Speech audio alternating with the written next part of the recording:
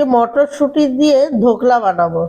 মটরশুঁটি দিলাম, ধনেপাতা আর কাঁচা লঙ্কা বেটে আনবো, স্বাদ মতো নুন, বেসন দেবো, একটু ভালো করে মাখাবো।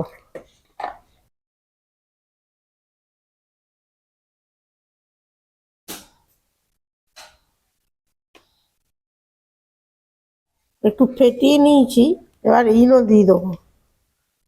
ইনো দিয়ে আর একটু মাখিয়ে নেবো। থালায় তেল মাখিয়ে নিয়েছি, দিয়ে দিচ্ছি। যদি ভেতরে ফাঁপা থাকে এইভাবে একটু ঠুকে নিতে হবে। জল ফুটে গেছে, আগের থেকে বসিয়েছিলাম, একটা স্ট্যান্ড দিয়ে দিয়েছি, এটা দিয়ে দিচ্ছি।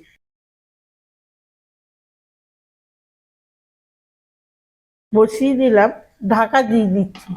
20 মিনিট টাইম লাগবে। একটু দেখতে ভালো লাগবে বলে লাল মির্চ ওপর থেকে ছড়িয়ে দিচ্ছি। চাইলে আপনারা দিতে পারেন, না দিলেও কোনো ক্ষতি নেই। আমাদের ধোকলা হয়ে গেছে, এই দেখো, লাগছে না একটু। লেবুর রস, নুন, চিনি, আর এতে হিং দিয়ে দিচ্ছি, আর জল। কড়াই গরম হয়ে গেছে, সাদা তেল দিলাম, সর্ষে, কাঁচা লঙ্কা, কারি পাতা, সাদা তিল,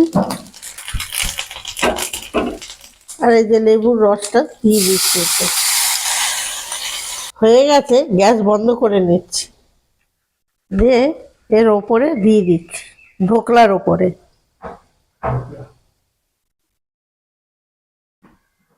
আমাদের কড়াইশুঁটির ধোকলা হয়ে গেছে। আপনারাও এই রেসিপিটি বানিয়ে আমাদের ভিডিওর কমেন্ট সেকশনে জানান আপনাদের খেয়ে কেমন লাগবে।